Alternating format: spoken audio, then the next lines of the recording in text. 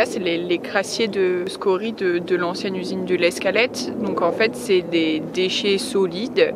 Ils sont très chargés en plomb et en arsenic. On voit d'ailleurs, il n'y a pas de plantes qui poussent dessus. Donc on a des sols qui sont extrêmement pauvres, extrêmement contaminés, si on peut appeler ça des sols vraiment.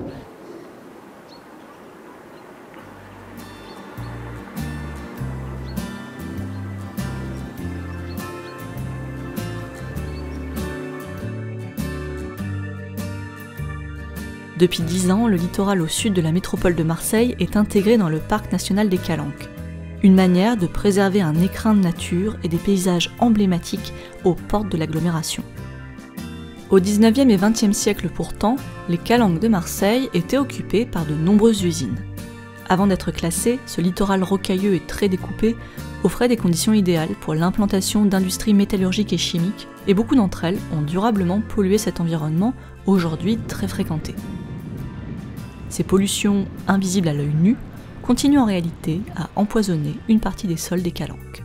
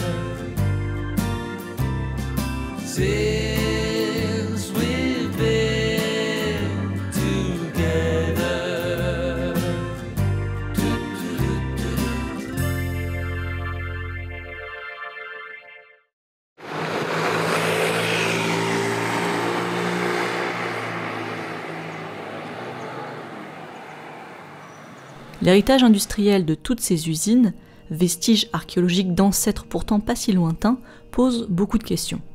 Et c'est grâce à la complémentarité de différents champs de recherche, comme l'histoire, la géologie, la chimie et la botanique, qu'on peut espérer trouver des solutions. Nous visitons les lieux avec Lorraine Tosini, qui est doctorante en écologie à Aix-Marseille Université. Elle étudie la végétation du parc national des Calanques et leur capacité à piéger les pollutions métalliques du sol, ce qu'on appelle la phytoremédiation. Donc tout avec les pierres du site, tout à la main avec les pierres du site sans retourner le sol. Et ensuite on a planté 8 espèces là-dessus. Voilà, et donc le but c'est que ça soit vraiment intégré dans le paysage en fait au final. Vous pouvez d'ailleurs avoir un aperçu de son travail grâce à l'application Labotour, développée par Aix-Marseille Université et qui vous immerge à 360 degrés dans les environnements de recherche des scientifiques. Mais avant cela, il faut revenir sur l'histoire de ces pollutions. Marseille est spécialisée depuis longtemps dans la production de savon. Au début du 19e siècle toutefois, les guerres napoléoniennes empêchent l'approvisionnement en soude végétale qui en est l'un des ingrédients de base. Il faut désormais en fabriquer à partir de sel marin et d'acide sulfurique, c'est ce qu'on nomme le procédé Leblanc. Or à l'époque, les usines rejettent directement dans l'air le résultat de cette fabrication. Des effluves saturés d'acide chlorhydrique qui attaquent les poumons et rongent même les tuiles des toits environnants. Dès 1809, le maire de Marseille s'en inquiète auprès de la Société de médecine de la ville, qui recommande d'installer les usines soit à au moins 1 km des habitations, soit dans une zone avec un relief important qui bloquera les fumées, soit là où les vents dominants pousseront les fumées vers la mer. Les Calanques répondent aux 3 critères en même temps. À quelques kilomètres de la ville, qui leur fournissait de la main-d'œuvre, les usines étaient suffisamment éloignées pour ne pas gêner les habitants avec les fumées. Installées au fond des Calanques, elles profitaient aussi du Mistral qui emportait au large les vapeurs polluées, mais elles avaient surtout un accès direct à la mer, permettant d'importer et d'exporter facilement. C'est ainsi que de nombreuses usines de transformation de soufre, de verre, de plomb, de pétrole ou encore de soude pour le fameux savon de Marseille ont vu le jour. Mais rapidement, les dégâts apparaissent. Les ouvriers en sont les premières victimes. Baignant dans les vapeurs d'acide chlorhydrique ou de plomb toute la journée, ils perdent leurs dents, le goût et l'odorat, parfois la vue, sans parler de leurs maladies respiratoires, intestinales et nerveuses. Résidant à proximité immédiate de l'usine, ils inhalent les pollutions en permanence, dans l'air, mais aussi dans l'eau et la nourriture. Mais souvent d'origine étrangère, en particulier d'Italie, ces jeunes hommes intéressent peu les autorités. La contestation vient surtout des riverains, et en particulier des notables marseillais, qui constatent les dommages sur leurs bastides, leurs résidences secondaires nichées dans le massif des Calanques. Les odeurs nauséabondes de soufre, les pierres noircies et l'atmosphère toxique les importunent. La flore aussi subit des dégradations considérables. Les arbres meurent, les herbes sont brûlées et les éleveurs doivent cesser leur activité faute de pâturage. Bergers et riverains attaquent donc les industriels en justice. Et ça marche. Très vite, en ce début du 19e siècle, les industriels sont condamnés à payer d'importantes sommes pour dédommager les habitants des Calanques. Un vrai bras de fer s'engage, mais l'État intervient. À la capitale, on craint qu'à terme, ces condamnations fassent fermer toutes ces usines chimiques qui sont jugées vitales. L'État pousse donc les industriels à agir pour rendre leurs activités moins nocives et échapper au procès. Les propriétaires d'usines font donc bâtir de longues cheminées rampantes pour rejeter les fumées au sommet des collines et plus à proximité des habitations. Le tout nouveau conseil de salubrité marseillais valide le dispositif et le préfet décide que les usines équipées de telles cheminées rampantes ne pourront plus être attaquées en justice. Pourtant, les pollutions subsistent.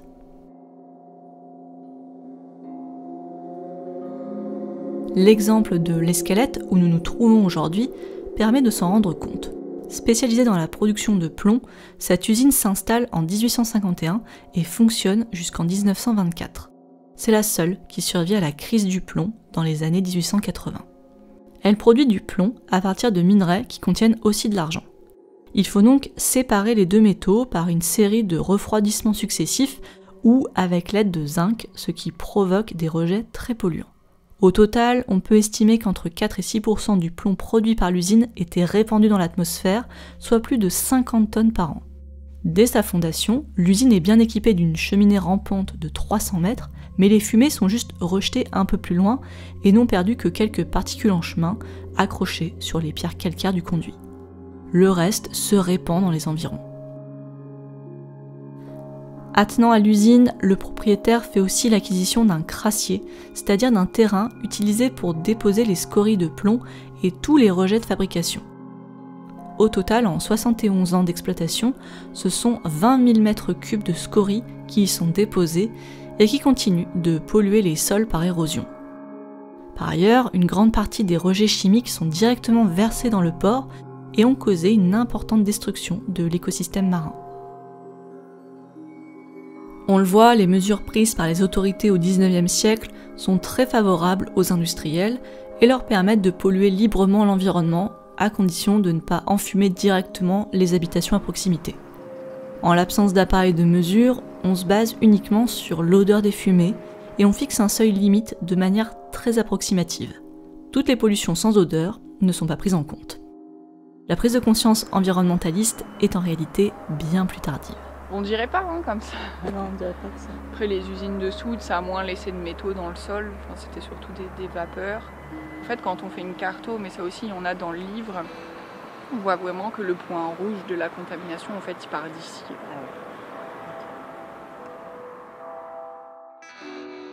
Au début du XXe siècle, au-delà des dommages sur les maisons secondaires ou les champs, c'est la destruction de la beauté naturelle des Calanques qu'on déplore. En 1910, une grande manifestation a lieu dans la calanque de Port-Miou, à l'initiative de la Société nautique marseillaise qui s'inquiète de la dégradation du paysage par les usines et les carrières. Par la suite, des associations locales se mobilisent et obtiennent progressivement le classement des calanques comme des espaces protégés. Mais au-delà des protestations, ce sont surtout les fluctuations de l'économie et la mondialisation qui ont fait fermer les usines des calanques. Le littoral de Fos-sur-Mer, à une quarantaine de kilomètres, bien plus adapté pour accueillir de grands navires, a logiquement attiré les industries. Il ne reste plus aujourd'hui dans les Calanques que l'usine d'aluminium de Gardanne, avec ses fameux rejets de boue rouge qui ont suscité de longues mobilisations jusqu'à très récemment.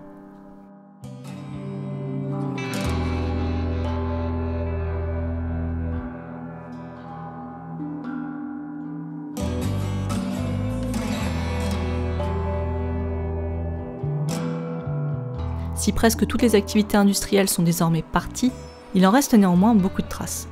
Les bâtiments d'abord, un patrimoine industriel abandonné à son sort ou reconverti en habitation et en lieu culturel. Mais il reste surtout des traces de pollution. Scories de plomb, dépôts d'amiante, flore locale endommagée, voilà un héritage bien plus problématique. Et c'est ce sur quoi travaillent les écologues aujourd'hui. Lorraine Tossini, qui est doctorante à Aix-Marseille Université, est spécialiste de la gestion par phytoremédiation dont on a parlé en introduction. Sur place, on lui a demandé quelle était l'ampleur de la pollution à l'escalette, comment cette pollution était mesurée et surtout comment les végétaux pouvaient-ils permettre de réduire la pollution des sols. Globalement, il y a quand même une méconnaissance de la pollution qui se trouve dans les calanques. Quand les industries métallurgiques ont commencé à décliner dans les calanques, donc au cours du XXe siècle, il y a eu vraiment un changement de perception donc, qui s'est fait dans le temps. C'est-à-dire que c'était un endroit de relégation des industries et c'est devenu au fil du temps un espace de nature et de loisirs. Donc c'est vrai qu'on a un peu oublié finalement tout ce qui s'est passé, même si on peut encore le voir dans le paysage et dans le sol. Donc en général, les gens sont un peu étonnés, ils se disent mais c'est un parc national et il y a de la pollution sur cette zone, donc c'est vraiment ça qui est hyper particulier ici, c'est le premier parc périurbain de France en fait. Et ensuite, les gens sont souvent étonnés, ils se disent « Ah oui, mais c'est très pollué, mais il y a quand même des plantes qui poussent dessus, mais comment elles font ?» Il y a une invisibilisation en fait de la pollution par le fait que cette végétation, finalement, elle est tolérante, donc elle arrive à repartir. Mais il faut pas, c'est pas parce qu'il y a cette végétation que la pollution n'existe plus en fait. Les pollutions persistent aujourd'hui, en particulier dans le milieu marin. Les eaux traitées par la station d'épuration de Marseille sont rejetées au cœur du parc national, dans la calanque de Cortiou. Elles montrent de fortes concentrations de molécules pharmaceutiques, de pesticides et de détergents qui persistent dans l'environnement.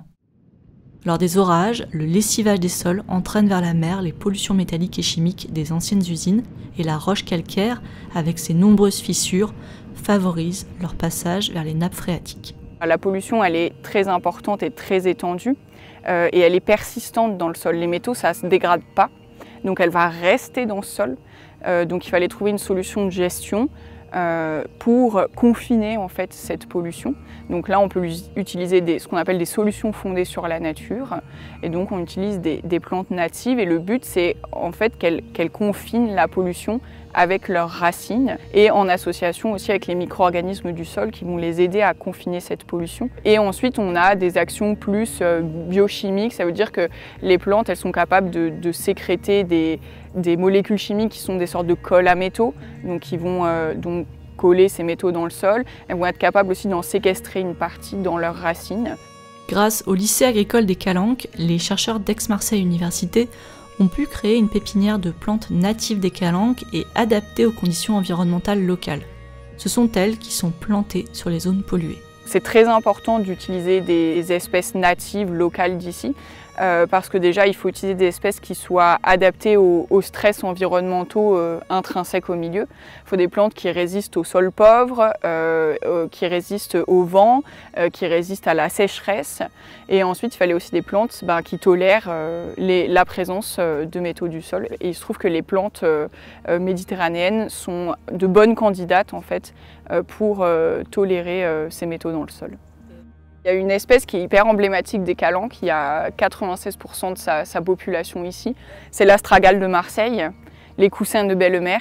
Et cette plante, donc c'est une plante qui est menacée et qui est protégée, et donc quasiment toute la population est dans les Calanques. Elle a subi plein de pressions anthropiques, etc. Et il s'est trouvé que cette plante se développait assez bien sur les sols contaminés en fait. Si on ne répare jamais complètement un environnement pollué et s'il est difficile de sensibiliser les populations sur ce littoral extrêmement fréquenté, on le voit, des remèdes existent. Grâce à l'interdisciplinarité entre les sciences de la nature et les sciences humaines, il est possible de réhabiliter les espaces et de gérer les contaminations pour conserver la biodiversité. Ce sont l'histoire, la géographie, la chimie et l'écologie ensemble qui permettent de mieux comprendre ces problématiques et aujourd'hui d'imaginer des solutions durables fondées sur la nature et ses capacités de résilience. Merci à Lorraine Tossini de nous avoir guidés sur le terrain. Vous pouvez télécharger l'application Labotour si vous souhaitez en savoir plus sur les recherches menées ici dans les Calanques de Marseille Et vous pourrez aussi découvrir les travaux d'autres chercheuses. Merci à Aix-Marseille Université et à Play Azur pour avoir permis la réalisation de cette vidéo, qui, je l'espère, vous a plu. Je vous dis à bientôt et n'hésitez pas à vous abonner. Sento che tu non mi pensi più, nei tuoi occhi non mi vedo più. Quando viene la sera e il buio si avvicina, vorrei piangere. Tu mi guardi ma non sei più tu, una nave dispersa nel blu. Mi lasci naufragare e sento di affogare lontana da te. E ti ho amato di più, e ti ho amato di più. In mezzo a questo mare, il vento, il mio dolore parlano di te. E ti ho amato di più, e ti ho amato di più. Est-ce qu'on peut même se baigner? Sérieusement Oui, oui. Pas Ouais, avec elle 4, fait 16 quoi. Non plus, je pense que plutôt entre 18 et 20 que 16. Mais non, il y a eu du vent du sud. Hein. Tutto quel che non sai è che muore.